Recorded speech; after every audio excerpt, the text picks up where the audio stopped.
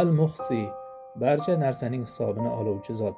Al-Muhsi barcha narsani batafsil holda qamrovchi bo'lib, yerda ham, osmonda ham unga biror narsa maxfiy bo'lmaydi. Al-Muhsi zohirda olgan nafasingni, botinda his-tuyg'ularning hisobini oladi. Al-Muhsi toat ibodatlarning sonini saqlab, jamiki holatingdan xabardor. Alloh taolo amallaringni sarhisob qilib, yo'liqish kuniga tayyorlab qo'yadi. Masalan, inson necha kun yashagan, qancha payt sayr qilgan, qancha so'z gapirganini sanab, adog'iga yetishning imkoni yo'q.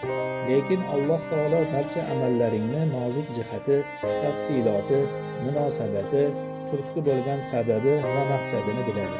Sen qiyomat kuni ko'radigan barcha narsalarning Alloh hisoblab qo'ygan narsasidir.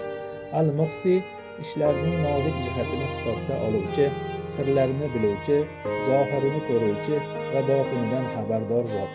U zot toat ibodatni, haloyiqning olgan nafasini hisoblab, yashirgan narsalardan xabardor bo'lib, jamiki mavjudotni, uning harakatlanishini, sonini va holatini biluvchidir.